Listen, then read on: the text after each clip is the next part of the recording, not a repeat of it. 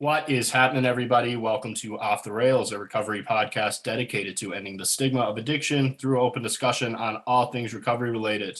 My name is Mark, and with me always are Dave and Jared. And today we have a very special guest, and Jared is going to introduce her.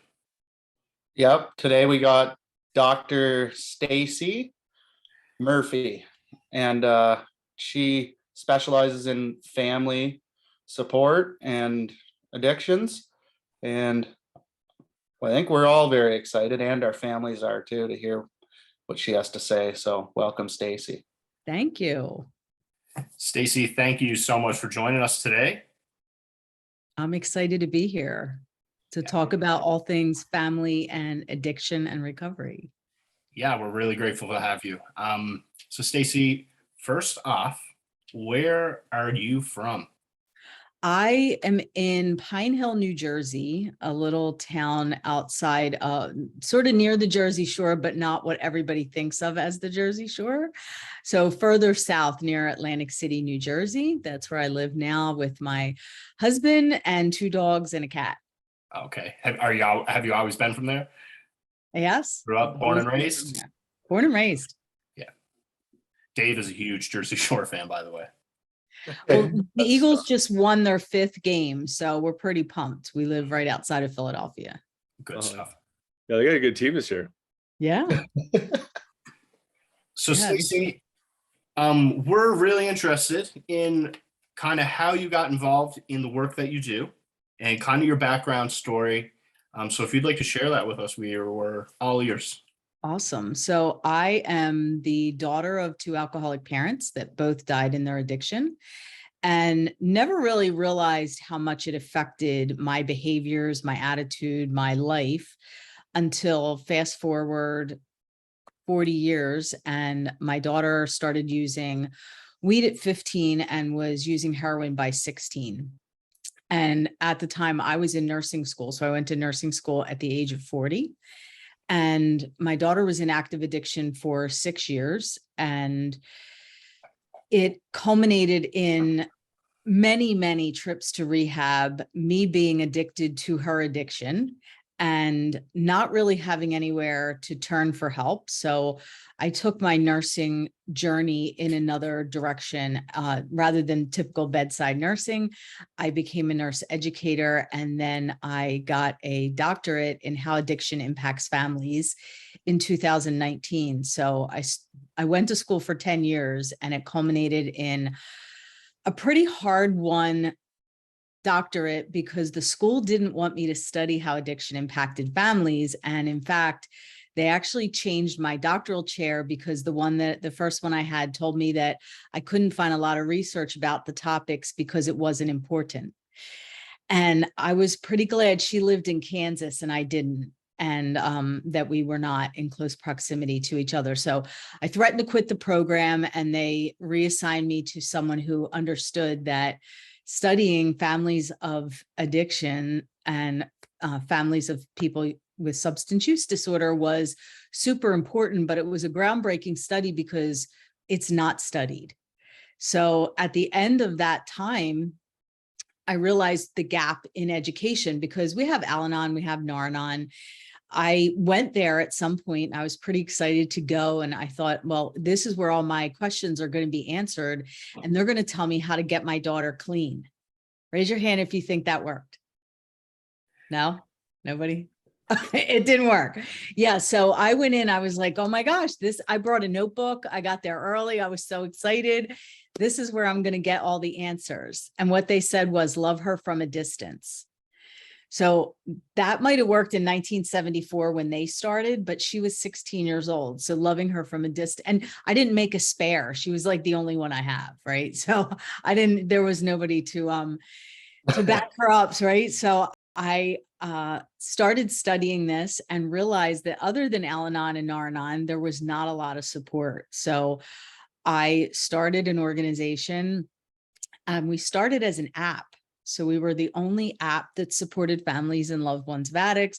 We have a 24-hour crisis hotline. We have a lot of really cutting edge stuff on the app, and then started a company that works directly with facilities to support them in supporting their families. And that's pretty much how it started. That's incredible. I know for myself, I've been to two different treatment centers, one with, say, a family program and the other with not. And, the difference is day and night. Right. So the interesting thing about you saying that is many places consider themselves as having a family program because they have a 2 or 3 day, once a month intensive. And that's not family help or family support. We meet 3 nights a week with the families of our clients, and we have people that have come 3 nights a week, so 3 hours a week for 10 months. I mean, imagine that commitment of time, never missing a meeting. And every night is a different topic, and we talk about boundaries and codependency and manipulation. But the wildest thing to me, and maybe you guys can chime in and give me some insight, is we're having so much trouble getting facilities to understand why they would need us. And a lot of them are saying, this once a month intensive kind of checks the box of them having a family program, when in fact, it's really not. Because it's not really, and I don't know what your experience is, but it's not that well attended. Because people can't, because they have, jobs and lives. Center we all went to the same center up in Canada, and their family program, I think, is one of the better ones up here, because they do like a meeting with all the families once a week. I know with even with my mom, that helped her a lot, but and she kept doing it too. Like, I'm pretty sure she still does it. And I'm like, why are you doing this? But I now, that I see how much it does help, you can kind of see why they're doing it, just like why an addict goes to meetings or whatever, right?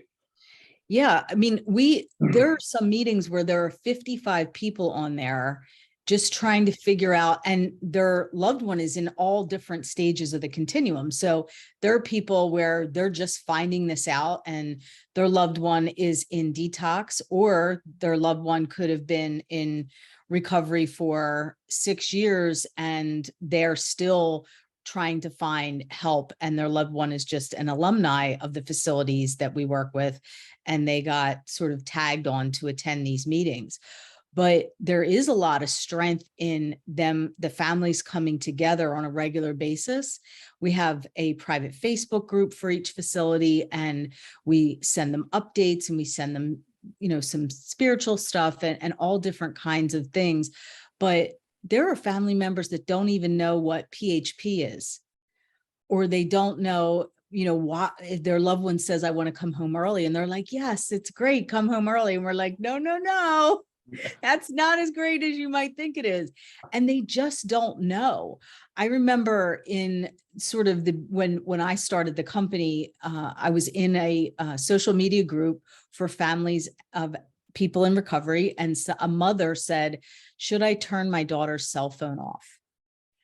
And people were like, yes, hard consequences, rock bottom. And I said, if it helps you to sleep at night, to keep the cell phone on, keep the cell phone on. And they actually kicked me out of the group, like just banned, not even like a warning shot. I was just banned.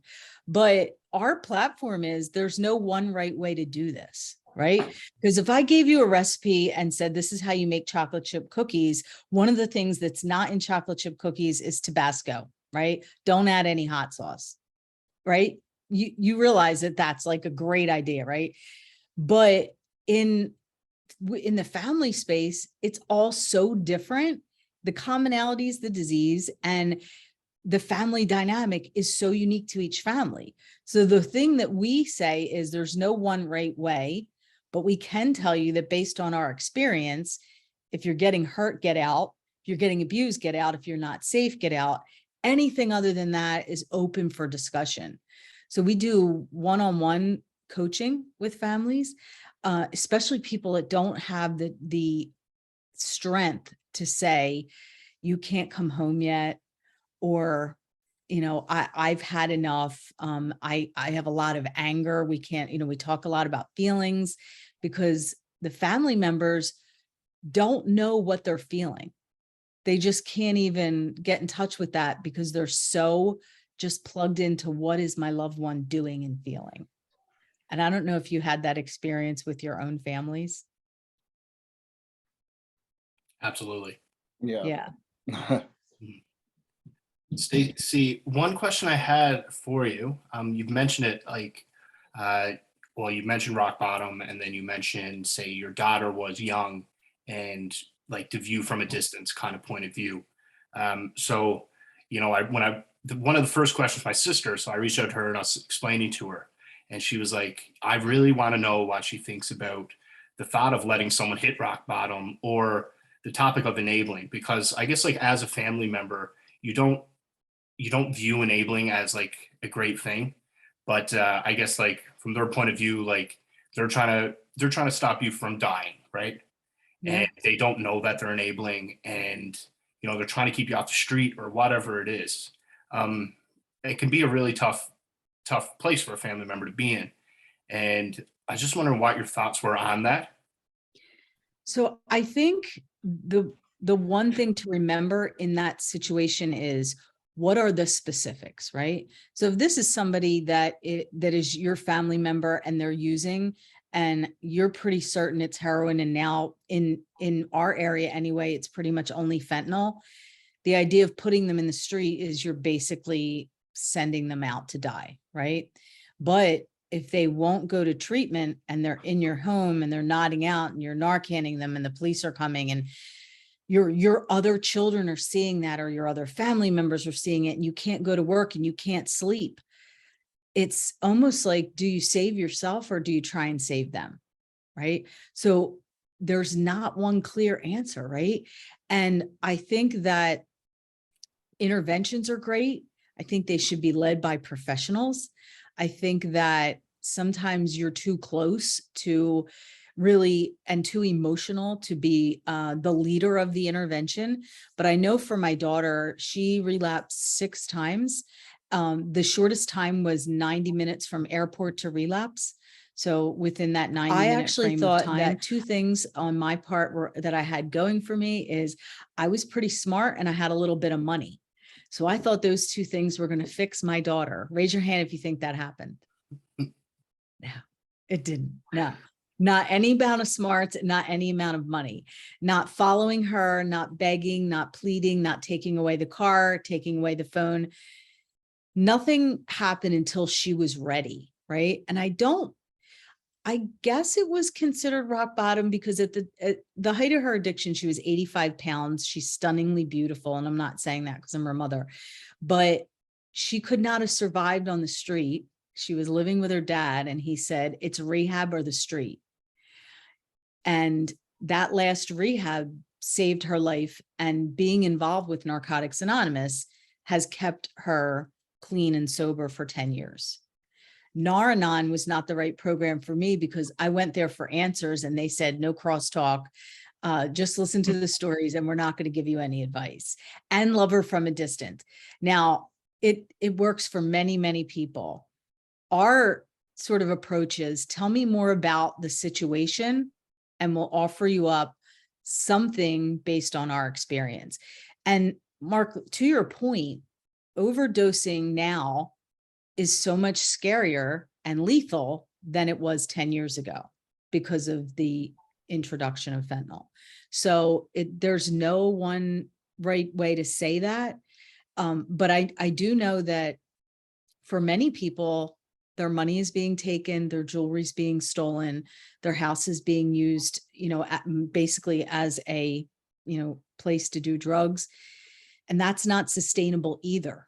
So many times it's, you got to go. But then, a lot of people think, well, now it's on my conscience if they do overdose.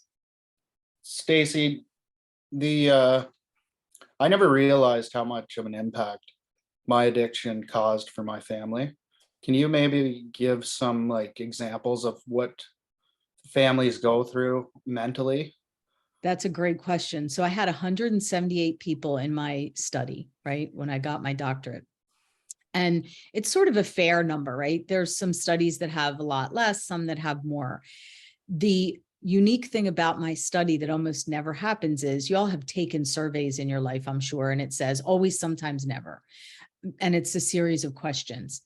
There wasn't one person out of 178 people that answered sometimes or never to the questions. And the questions were, did your loved one's substance use impact your finances, your sleep, your stress level, your physical well-being, your mental well-being, your job, cause you to lose time from work? There was, and now they didn't answer every single question as a yes, but nobody said maybe or no to more than half the question. So it impacted every single person out of 178. And usually there's people that fall sort of on the outliners of the bell curve, right? 5% to the left or to the right. And for many people, it's this overwhelming sense of anxiety and powerlessness that translates into every aspect of their life. So they can't sleep. And if they do fall asleep out of sheer exhaustion, they wake up 2 a.m. checking their phone. You would have thought my phone was glued to my hand for the 6 years of my daughter's addiction. I went to the hospital twice thinking I was having a heart attack. The one time they brought me back before a man that had fallen out of a tree from like 8 stories high, and they brought me back before him. And I feel bad to this day.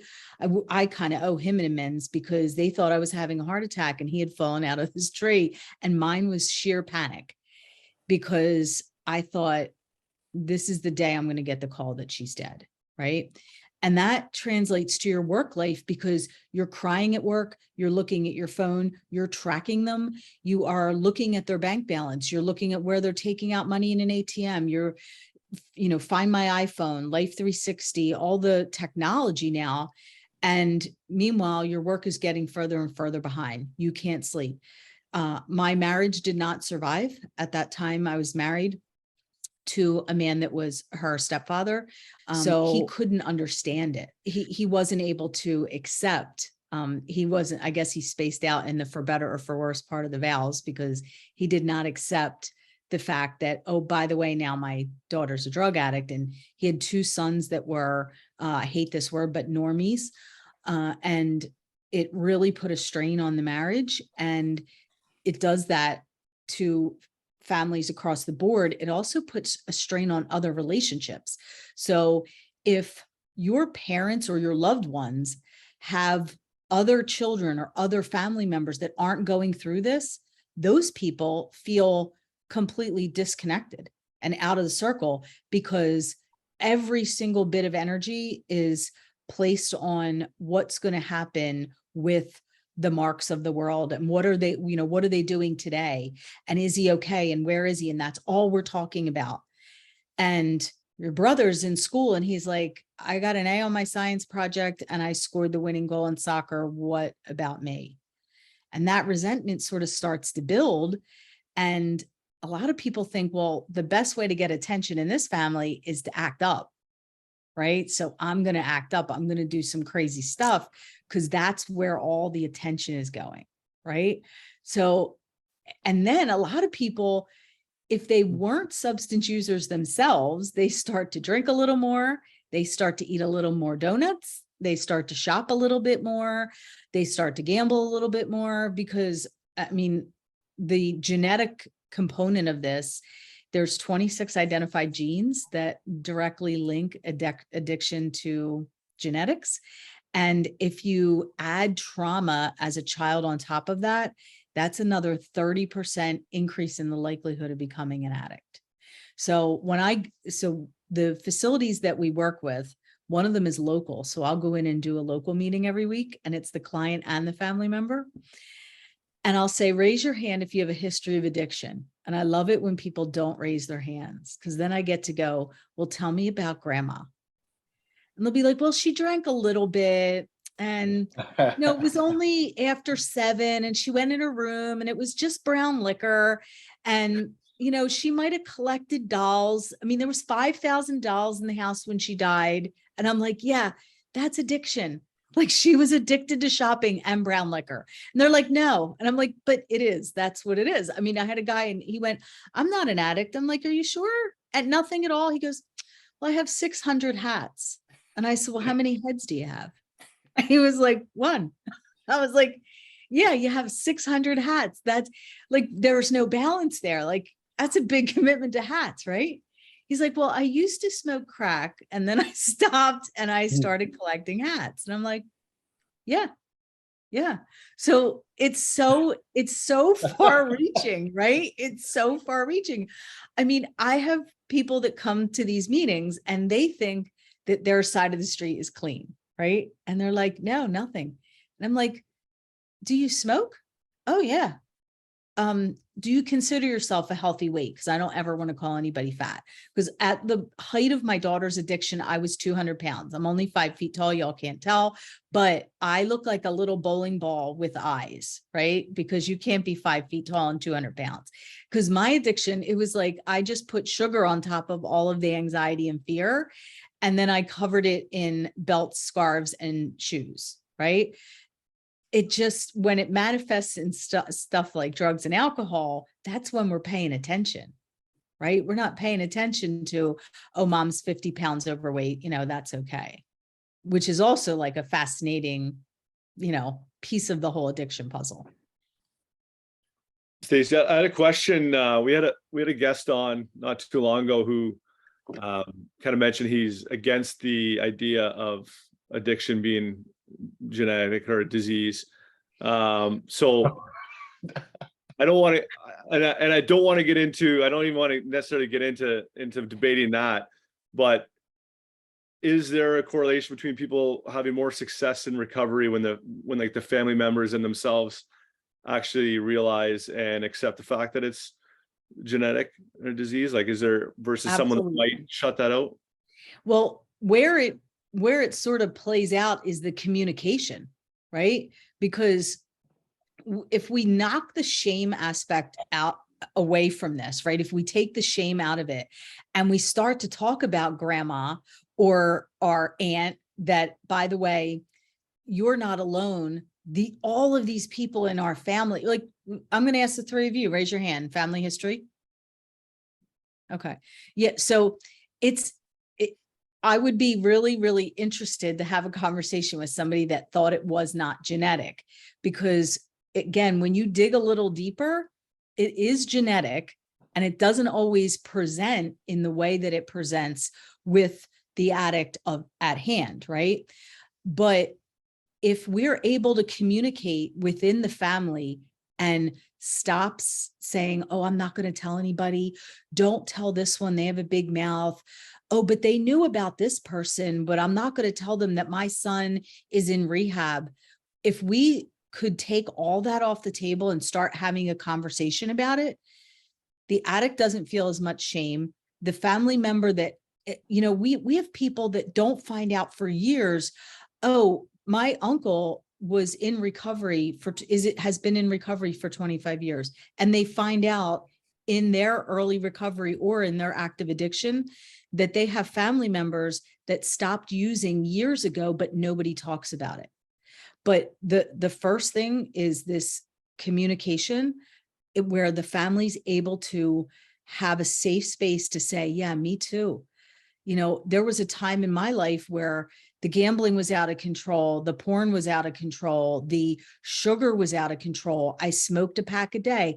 I drank liquor for years. And then, I gave it up, on my own terms with a program. However, but there is some solidarity in that to say, wow, it's not just me that took a wrong turn here. This is something that we're battling as a family. It may not look the same for everybody, but we're all battling it. And it's funny in my company, what I say is I recognize where there's a lot of gray areas. There's a lot of gray areas about things like rock bottom, putting them out, how to get somebody into recovery, empowerment versus enabling. The one thing that is non-negotiable with me is this is a disease, and it is not a disease of willpower. And it is something that does strongly go with the family lines, right? And if you look at the science of it, there are actually genes that have been isolated and found in people with substance use disorder straight through the family line. So it's really not, you can't really argue with that particular science. I like that too, because when I never knew it was a disease. Obviously, I was in inactive addiction, but as soon as I was in treatment and found that out, it was like it flipped a switch, and it's helped me a lot throughout my recovery. Keep going, just that knowing that, for me anyways. Have you likened it to an allergy? That helps a lot of people. A lot of people say, Yes, and that's funny too, because my grandma, when she was alive, she used to always say that my grandpa had an allergy to alcohol, and that's why he passed away. yeah, it's amazing. Mhm. My grandmother, also an alcoholic, was told by her doctor that she had cirrhosis of the liver, and if she took one more drink, she would die, like immediately. And I mean, she was a very, very smart woman, and she never challenged it. And she never had, a raging alcoholic, never had another drink. The doctor said, you drink again, you'll die. And instead of being like, well, that's nonsense. I'm not going to die. That doesn't really make sense. I don't know if she just used it as an excuse and she really wanted to stop, or she really believed him, because back then, if you were a doctor, whatever you said, the patient did. I don't know, but she never took another drink and would say to the family, one drink, I'm dead. One drink. Like really, really dramatic about it. But and we laugh about it now in my family, but she was an alcoholic. And I mean, my parents would drive with us in the car so banged up. I don't know how I'm alive. I really don't know. And until I started doing this work, I never realized the impact of being an adult child of an alcoholic, because I just kept bringing more alcoholics into my life and being like surprised that I was dating these drinkers and being like, well, I couldn't save my family. I can't save this guy. Now he's a hot mess. I'm just attracted to all this chaos, never really put it together until I started doing this work. But the cycle just repeats and repeats, right? Did any of you end up with a significant other with substance use disorder? Mine doesn't drink. I think I scared her away from it. Yeah, that happens. That happens a lot. I was gonna say though, because you grew up with alcoholics. I get kind of nervous and stressed sometimes because I have a daughter, and kind of looking into the future, which I shouldn't, but just at like when she goes to try alcohol or any of that kind of stuff, or how could you prepare for that? Yeah, so it's early education, because I'm sure none of you started using with the idea of ending up where you ended up, right? And it's funny because like when somebody says to me addiction's a choice, that's where I sort of go off the rails with starting out to say like experimentation is normal. It's normal to like take a beer from a family member, sneak this, do this, go out with friends, smoke some weed, all this stuff. But I think getting ahead of it with your daughter and saying, this is what I went through. This is the early warning signs that I'm going to tell you about as early as possible. This is why it's something that you may be able to try and be fine with it, because I don't really drink, me personally, right? But you have to be aware that this was my journey and my path, and it could possibly be something that you struggle with based on my past, right? Because we have to, as a society, stop hiding all this, right? I mean, and I'll tell you, when I start to talk to people, I have to sometimes pull it out of them. Well, my mom does drink a lot. Well, what do you mean a lot? Well, she drinks every day. Starts about 4, ends about 11. I don't talk to her after 6 p.m. It makes me really nervous. It makes me really anxious. Well, have you told her how you feel? Oh no, I could never. I never told my mother how I felt. I did this thing called stuffing, right? Where I stuffed it all down and then I record kept right? I record kept all her wrongs. And then one day the cork popped out and it was off to the races. And I think she was almost 80 and I was bringing up shit when I was in the 5th grade.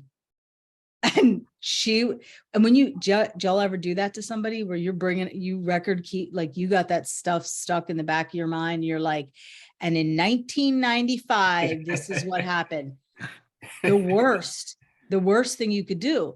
So like one of the things we do is we teach people how to talk to their loved ones using I statements and with compassion, but being really firm at the same time, right? Firm compassion and I statements, right? I think, I feel, or my favorite thing, I don't know, I'll get back to you. What do you think you should do? Right? But with your daughter, it's really getting out in front of it as soon as possible. I know you see other people drink. This is why I don't drink.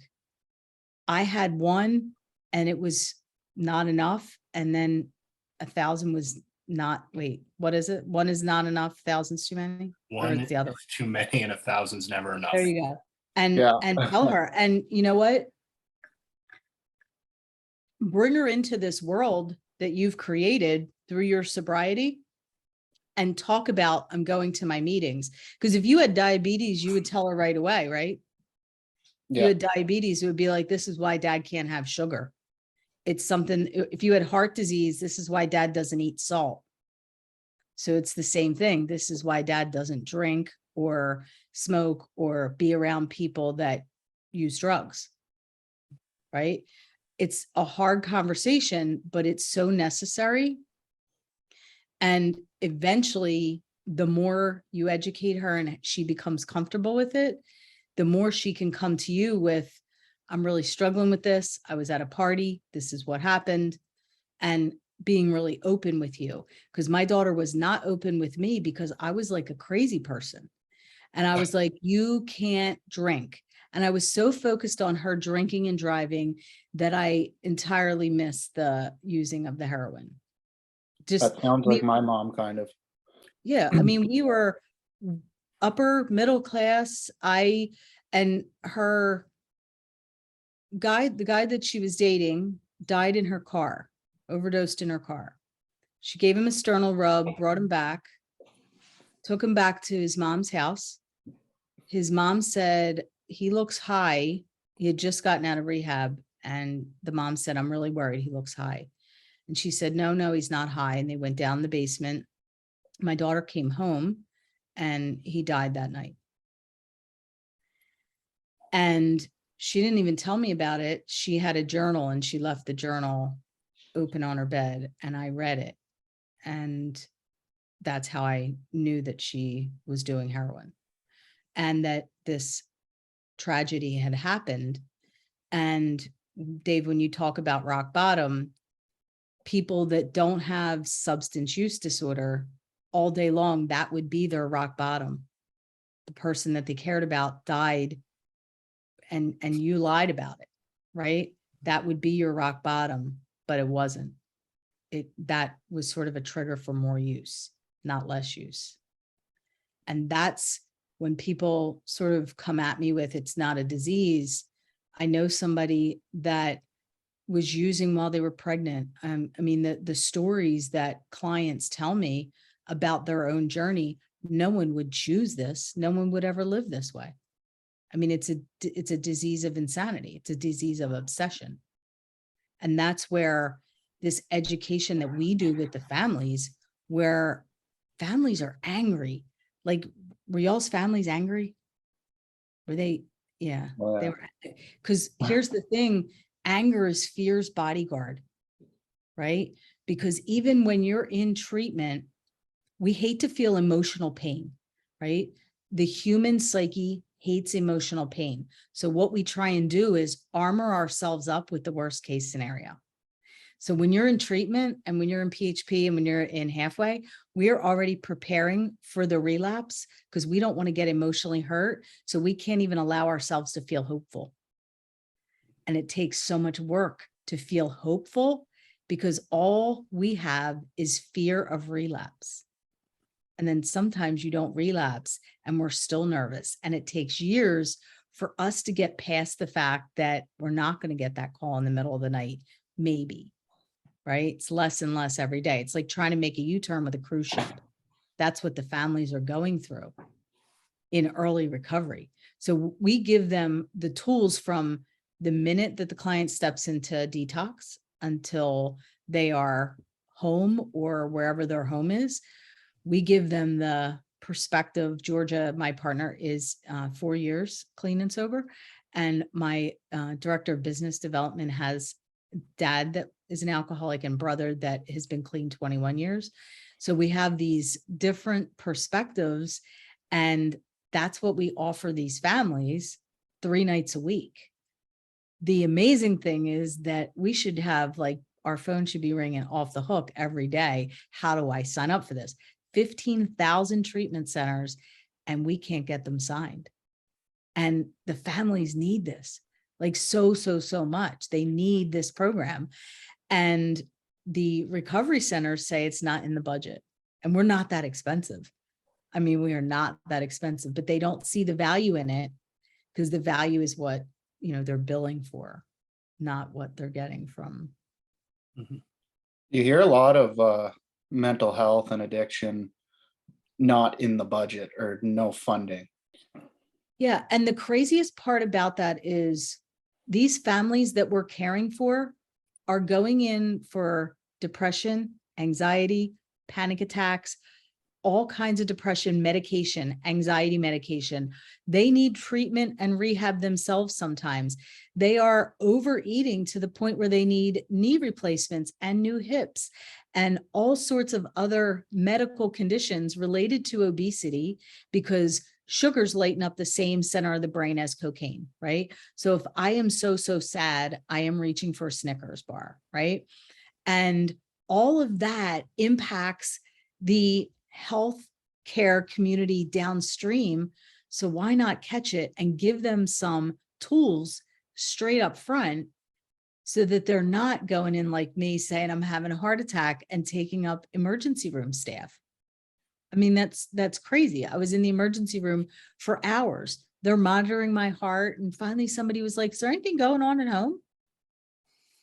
I mean, it was not even in the first 6 hours that somebody said, so, like, how's your mental health? Like, what's going on?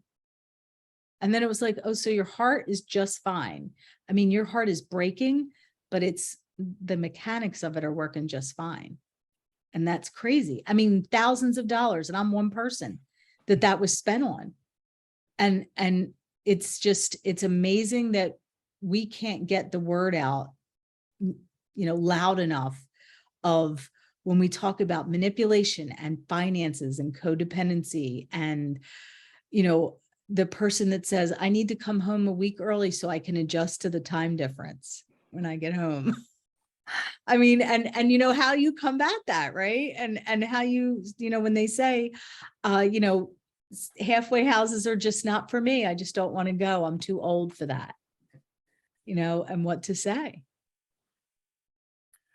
Stacy, I got a couple things. I really relate to how you're saying, you kind of warned your daughter about alcohol and you never suspected drug use. And I relate to that so much because, I have family members who are alcoholics, and my mom would always talk to me about it growing up, right? But she would always talk about, say, my uncles or whatever who struggle with alcohol abuse, and that was always going to be the issue for me, right? But we never talked about, say, like my grandmother who I used to watch like do pills all the time, right? So we never talked about that, but we talked about alcohol, I guess, because one was a bit more acceptable than the other. But like, and then I remember when she kind of first found out about my addiction, she was getting mad at me, like kind of saying things about like, I probably expected alcohol, but I would have never expected cocaine, right? And so I really, like, I don't know, that connected with me for some reason. I was like, yeah, okay, this, I don't know if I just like bypassed that or something. So that's strange. But did you start with alcohol and then decide that if this is good, something else must be better? Yeah. Okay. Well, I started like I would drink occasionally, and then I was introduced to cocaine, and that was just like another. Yeah. And that's why when people, and weed just became legal in New Jersey here. Mhm. And I am very much against legalization of weed because in a lot, and not everybody, okay, but for some people, if you already have an identified addictive gene and a trauma background, if a little is good, then more must be better. And if this is how weed makes me feel, then how does cocaine make me feel? And what about some oxy? And how about some Xanax? And what is heroin? Yeah. Right? Because my daughter did start with weed. So Mhm. she started there. And she would always come home and she would kiss me goodnight. And I would be cognizant that she never smelled like alcohol. And I have such a sensitive nose to what alcohol smells like. And she never smelled like alcohol. And she never even really smelled like weed because it was very briefly with the weed. And then it went right to pills, which then got to be too expensive, to heroin, which at the time was really accessible and very cheap. And it was just, I never would have believed it if you had said to me, this is what the trajectory is going to be for this girl. I would have never in a million years would have believed that that was what was going to happen. But her dad became an alcoholic at 40. Both my parents were alcoholics. My grandmother was an alcoholic. And my mom had 5 brothers and sisters. They used to come over on a Saturday afternoon and they would just get blasted drunk. I never thought that it was weird, right? And I remember going to a friend's house in the 6th grade and the mom was pouring herself a glass of iced tea to have with dinner. And I remember my 6th grade, whatever, 13, 14-year-old brain thinking, where's the whiskey? Like, why is this lady drinking iced tea? I'm so confused. I still remember that to this day. I mean, how crazy is that to think of now? Yeah. That would be a memory, a core memory that stayed with me, that this lady's not drinking whiskey. That's weird. Right. And I wonder if she came to my house and was like, what the hell's going on here? Like, what is, it's not a party. This isn't New Year's Eve. What are these people doing? I mean, because they were very irresponsible. Like years later, reflecting back, it was like my parents had a litter of kittens and then sort of just forgot about them and left them to their own devices and just, sat and talked to each other and had cocktails every night until they passed out. And I was determined to not have my daughter go down that same path. So we had high and low at dinner time and we had family dinner and we had all the things. Addiction doesn't discriminate. Doesn't matter. Doesn't matter how, where, and you can't, other than education and bringing it forward, you can't do anything to prevent it. Early intervention, right? Looking back, missed a lot of signs, missed a lot of isolation, grades dropping, different friends, secrecy, coming home late, lying about things. All of those things, I missed them. And I was giving her the benefit of the doubt. And then when she was swearing she was clean and wasn't, I was also missing those signs because I wanted to believe she was clean. And she wasn't. And I would have a dream about her using. And when she finally got clean, she said to me, you used to tell me about those dreams about me relapsing, and it used to make me feel so bad because I was never clean. So the whole time that she was in and out of rehab, it was just to come home and go right back out. And the final thing, what ended up getting her clean back to the, rock bottom, she was in a treatment center in Pennsylvania, in upstate Pennsylvania. Her roommate was a 40-year-old alcoholic. My daughter was 17 or 18 at the time. And she looked at that woman and she said, if this is what addiction looks like at 40, I'm out because I don't want my looks to be affected this way. Like that's how, like, there's no commonality. Because I bet you could probably talk to people for the next 20 years and no one would say that's that same reason. Mm-hmm. Right? As the reason they got clean. Stacy, Could you touch on rebuilding trust a little bit? Yeah. So trust leaves on an airplane and comes back walking, right? Yeah. So I it's know, like when I went into rehab, when I got out, I thought everything would be like sweet, yeah, done. But no, yeah. it's like almost No. worse when you get out. Yeah, because everybody's tired of the I'm sorries. They've heard it enough. And now if your lips are moving, you're lying. And it's deeds and actions and communication. And I can't say it enough. And our meeting tomorrow night is on communication because but it's important for the people. Who were you coming home to? Your significant other or your parents? My significant other, Okay. and So I guess my parents as well. yeah, so it's really important for somebody coming out of treatment to say to their loved one, what do you need from me? It would be a great time for your significant other to say, when you're heading home from a meeting, just shoot me a quick text. If you're going out with guys for coffee, let me know you're going to be late. And if at all possible, when I text or call you, make every effort to answer because I'm feeling anxious and I know that it's going to change and I'm going to feel more on stable ground moving forward. But right now I feel really anxious. And if I don't hear from you, that just ratchets up. And the stories that I'm telling myself are in no way based on the truth, but they can be pretty wild things. And you can say to her, I'm going to a meeting. It's 30 minutes away. It's going to be about an hour and a half. We may or may not go out afterwards. I'll text you. And some people sort of get their back up with that. And they're like, no, I'm not, that's me being tracked or monitored or, I don't want to be accountable for every minute. Well, what you want to do to rebuild that trust is all those things.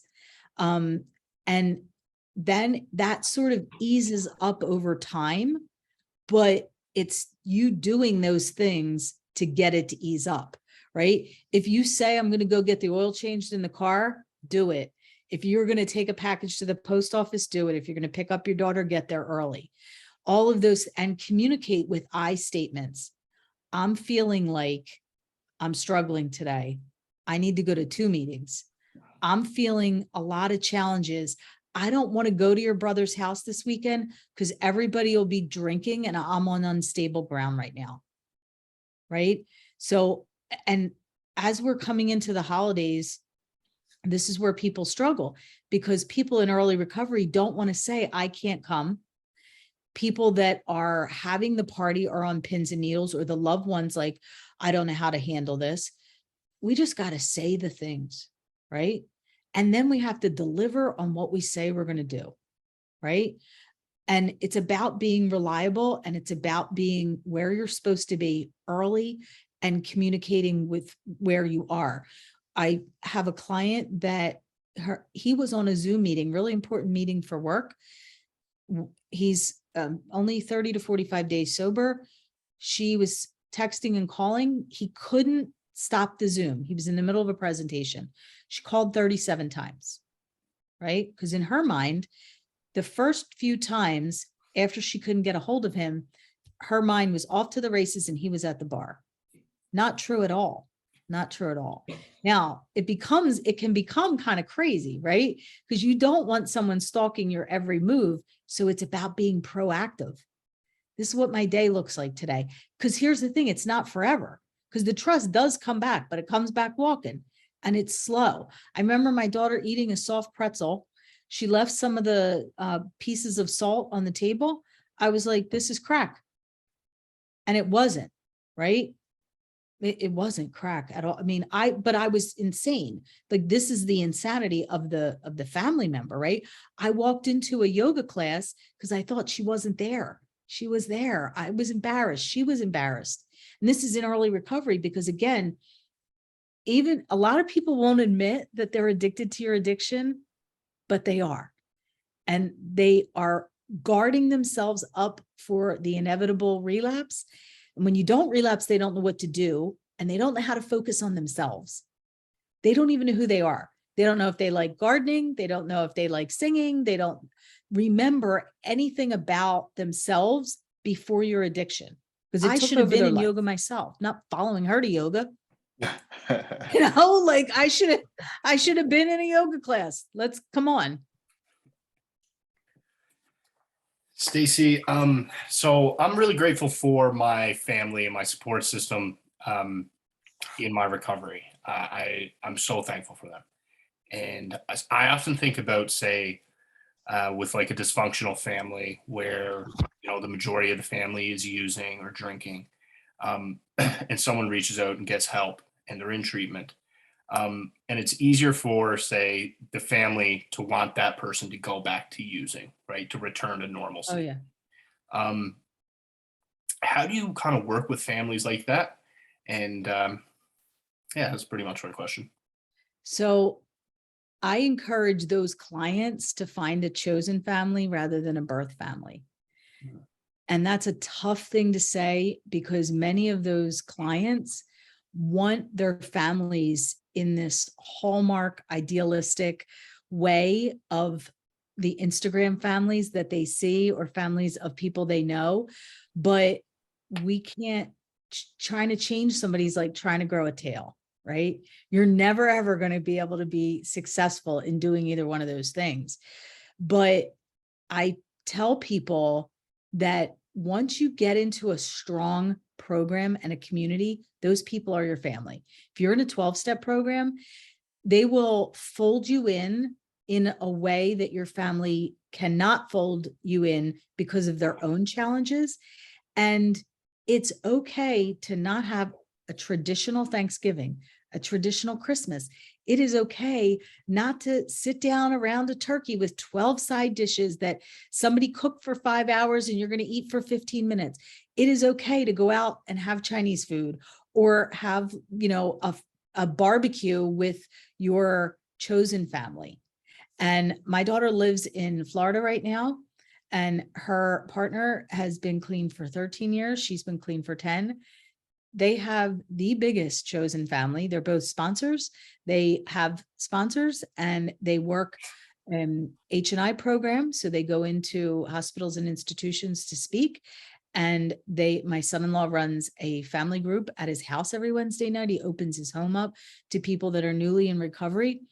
That tribe that they've created, while there's no substitute for bio family, this family is just as important.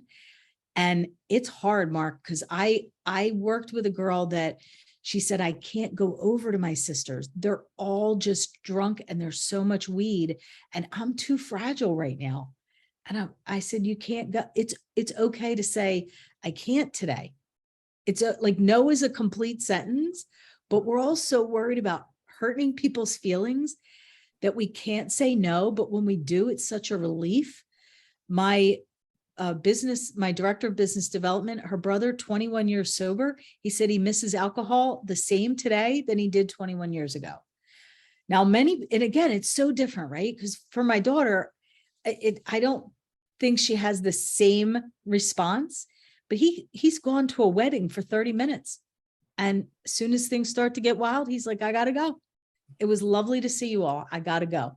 And that's okay for him.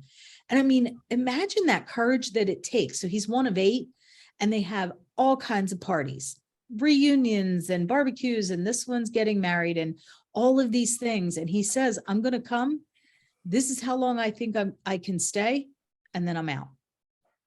Like, isn't that amazing? Like that somebody's able to be that comfortable. He doesn't care. He's not putting somebody else's feelings before his sobriety. Mm-hmm. That's awesome. We talked about that, about being kind of like selfish in recovery, right? And if you're not, sometimes it can do the worst thing and compromise your own sobriety. Like if you wasn't That's a great sure. point. We talk about that a lot in the family meetings, because when you all come out of treatment and you're starting to form these relationships in AA or NA, and you're starting to work with your sponsor and work the steps, your loved ones may be like, well, hold on a second. I didn't sign up for all this time away. The grass hasn't been cut and the dishwasher is making a funny noise and the bills are stacking up and this kid is driving me crazy, right? What are you doing? And we spend a lot of time talking about that the loved ones have to have the grace to understand that selfishness. Because like when you're coming home, we talk about it like if somebody's coming home from a long trip and you get home and you have all your dirty laundry and you have all these emails and you have all these bills and the grass is high and the car needs an oil change and all those stressors are coming into somebody that's coming home newly out of recovery. And everybody's saying, put your sobriety first, get to a meeting. And then you have these competing priorities.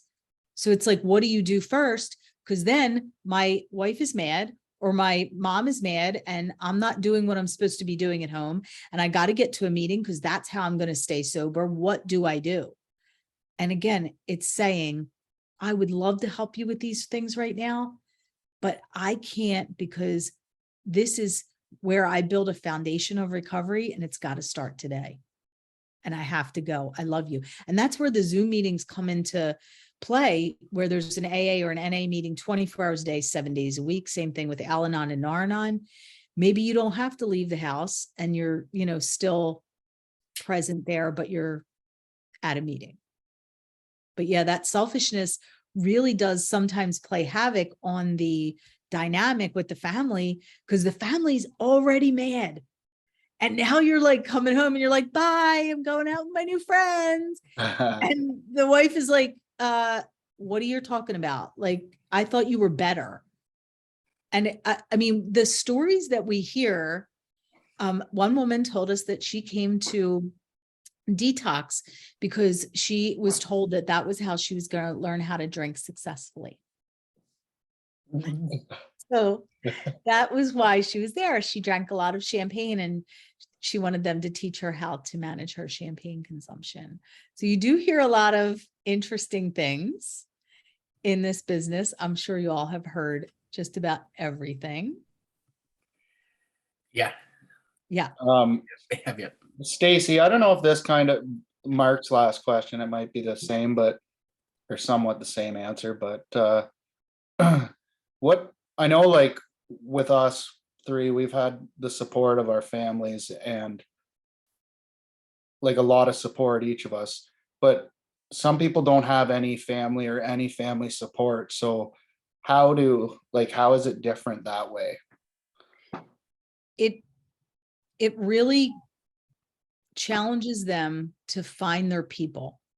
And for a lot of them, it starts in halfway or 3/4 way where they form these bonds with people, but it's also a lot of times where they develop a really fast romantic relationship because they're so panicked by not having people when they get out. And that's never good either. So some people I'm encouraged when they're bringing like distant cousins or they're bringing, grandpa to the meeting or an aunt to the in-person meeting because they're sort of biological, mom, dad, brother, sister is so dysfunctional that they're going beyond that to have that connection of family. And I have a private client that I coach that I keep saying to her, your family, your chosen family, because everyone else in her family is just off the rails, not willing to get help. And she worries about them so much that she can't move on because she's so paralyzed by fear for these other people. Right. And I say to her, tell me about your friends. And she'll say, oh, this one girl, she's been there for me forever. And, she's my sounding board and I met her here. And I'm like, well, that's your we have to start changing what we think family is, because addiction, again, when we talk about it being in the family, if mom and dad are banged up, they're not going to be able to be supportive for you and be there for you because they're dealing with their own stuff. And a lot of times people will say to me, I don't know if I can go home. They're drinking every night. I don't know if I can go live there, because it's just around all the time. And, how do you manage through that when people, and money comes into play, right? Because how are you going to manage not going home when you don't have any money? See, I Oh, sorry, Mark. No, I'm sorry, Dave. Go on. So you touched on a little bit earlier with kind of like early detection and that sort of thing. Are there any tips, I guess, or warning signs? I mean, I know you touched on it with Jared dealing with his daughter, but maybe some parents that maybe haven't been through it themselves and their kids are just going, they're just young and just, experimenting. But how do you kind of maybe plant that seed? We talked about that a little bit before too, like planting the seed with those kids to realize that, potentially it could turn into an issue later on. So I think the one thing is to trust your intuition. It's almost never wrong. So when you're seeing things and you're smelling things, like all your senses, you're seeing things, you're hearing things, you're feeling like something's off, you have to have a conversation with them. This is what I'm noticing.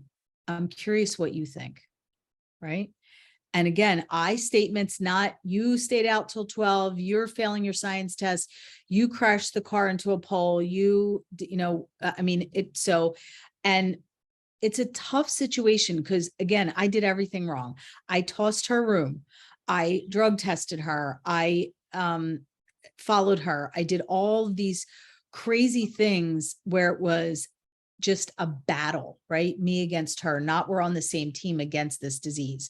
It was me against her, not me and her against the problem for a long time, right? Remember, anger is fear's bodyguard. And I was really mad, but it was the underlying fear, right? So to say I statements, I am noticing that you're falling asleep at the table. I'm noticing your grades took a plunge. I'm noticing that you're not hanging out with the people that you were on the sports teams with, or that you're not bringing your friends around. I'm noticing money is missing. Can you tell me about that? And if they still won't open up, then it might be a good idea to do, an early intervention with a therapist or a professional, right? And bring somebody in. But sometimes you can't drag them there no matter what, right? And then in what it's been in my experience is you got to go pee in this cup. I'm worried, right? You got to breathe into this apparatus, right? And that's sort of a last ditch effort where we're tossing the room, we're tossing the car, we're, taking the phone, we're going through the text messages. I mean, it's there and it's mostly the phone that it trips anybody up, right? That's where, they say, switch phones with your partner, 90% of relationships would end. Switch phones with them for a day, have them go through your phone. But that's where the answers are, but you have to try the kinder, gentler approach first. But if it doesn't work, you sort of have to go a little bit sort of more aggressive, because at the end of the day, nobody wants to end up with a 16-year-old heroin addict. I mean, it's just, I wouldn't wish that experience on my worst enemy. I almost drove her car off the roof of a parking garage. I opened the door. I went to get it. She was in school. She went to a local private college. And I went to pick up the car when she went to rehab, and I opened the door and it was just filled with bags and blood. And I thought, it is going to be easier to just drive this car off the roof of this garage rather than watch this kid die. And that's like the insanity of the family. And that's why they need so much help and support, because they don't know what to do. Like, all your questions are great questions, because they just don't know what to do next. And going to Al-Anon and Nar-Anon is great, but, it's a process. And admitting you're powerless over the addict, I never got there. I failed step one, because I just kept trying to force my will on this kid that just was lying to me. But I was also really putting on some blinders about, looking back now, I'm like, you don't want to believe it. You just don't want to believe it. But when it's like right in front of you and you had $40 in your wallet and now you have 5, like, gaslighting is real. They don't know they're gaslighting you, but that's what it is, right? No, I didn't clip something and tear the, side view mirror off the car. No, that's not my, solo cup on the lawn. No, that's not my vomit. No, that's, it's just, it's crazy. Stacy, why is it that, I don't know, I always lied and manipulated. Why is it that alcoholics and addicts can never go to their parents or anyone with and just tell the truth? Shame. Shame. Yeah. So shame is the loss of connection, and we want to feel connected to those people. And when we tell the truth, we automatically have that disconnection, me versus them. So it's now I'm different than you, and I'm telling you that I have a problem that you don't have, and I'm ashamed of it, right? It's embarrassment, it's shame, and it's fear of what the unknown is for what the retribution is going to be, because you can't control it, right? So if you're using, you go out, you get your drug of choice, or you get your alcohol of choice, you sort of know that trajectory. This is what's going to happen. I'm going to buy it. I'm going to get high, and this is what I'm going to feel like. You tell somebody that's all the control for the response is on them. You've now given up every ounce of control, and you can't put that secret back in the bag. Now everybody knows this is who you are, and it's done, it's out. And now you also can't go back to your old way of being, because now these people are watching you, right? And if you want to keep doing what you're doing, you're going to try and hide it for as long as possible, because you don't really want to change in that moment, right? Yeah. Even though you know it's wrong. I had a guy Thursday night, he said, I would cry on the way to the liquor store, and I would cry in the parking lot. I would know it was wrong, and I would know where I was going, and I knew the path. I had not convinced myself I could drink successfully. I was going down that bad path, and I was spiraling out of control, and I still went in and bought it. Like that. I'd sit out front of liquor stores for 45 minutes trying not to go in and still end up going in. I had it. So I don't know if y'all have read this I think it's in the big book, where somebody compared alcohol addiction to a person that's not an addict, takes a laxative, and then when the laxative starts to work, don't go to the bathroom. Yeah, That's addiction. that's very accurate. Kind of. Yeah. If a little is good, more must be better, right? 600 hats, one head. Right? We don't think of that as addiction, right? That's not shocking. People just go, oh, he's quirky, has 600 hats. I mean, people have 2,000 pairs of Jordans, of sneakers, right? They're trying to figure out what credit card they still have some room on to buy the next thing on eBay. Guess what? That's imbalance.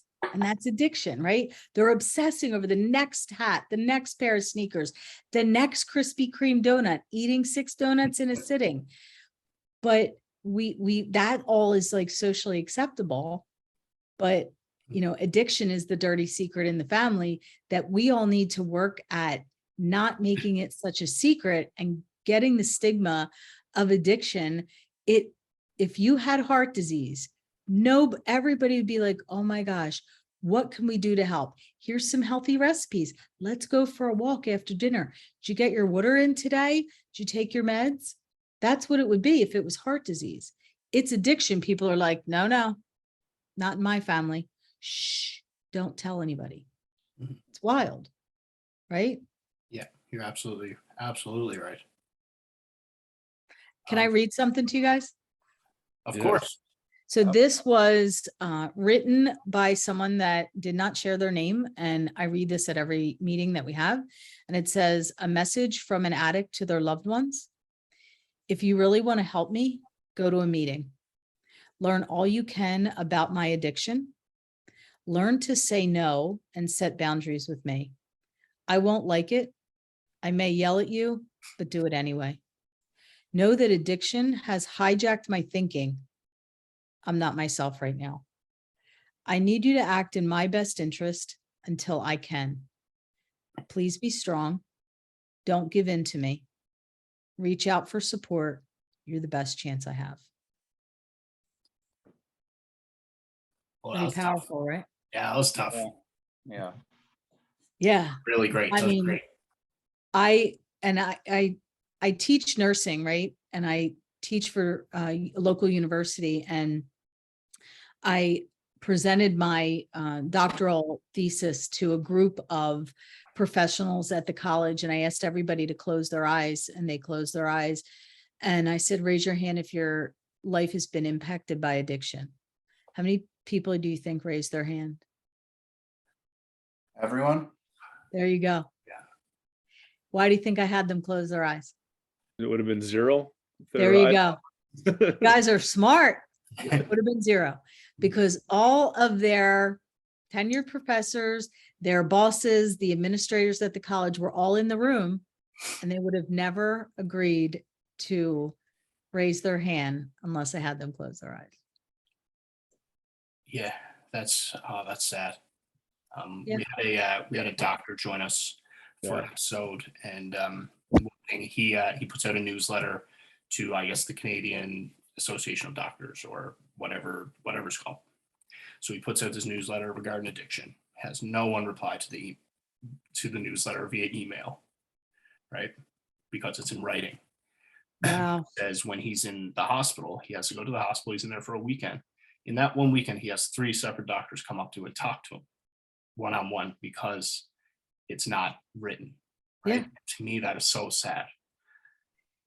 Yeah. But the long-term effects of putting something like that in writing, a nurse I know put something in writing at work about her struggles, and now they're coming for her license. And this happened 10 years ago, before she was even a nurse, and now they're investigating her for her license. Yeah. Yeah. And it's just amazing. And the education, we talked more about COVID than we did about addiction, and addiction has killed more people than COVID ever even would hope to. And yet we're not worried, right? We're just still talking about COVID. Absolutely. Yeah. Fellas, any more questions for Stacy? I'm okay right now, but I do really like that anger is fear's bodyguard. I really like Well, that. thank you. You can borrow that anytime you want. I It's might free. just do that. You can take that. Yes. Stacy, I just want to thank you. And I really want to thank you for what you're doing and what you're doing with navigating addiction. I think it's amazing. And I think you've seen a problem that family members go through, and you're working on and coming up with a solution for that. And I think that's amazing. And I don't know, just want to say thank you. You're welcome. We try. We're really proud of what we put out, and even if we could help one person navigate this with their family member, we'll feel like we did a good job at the end of the day. It was so great meeting all of you guys. It was great to meet you as well. So I'll take us out. Guys, if you or someone you know is struggling with addiction, please reach out and ask for help. Thank you very much for listening.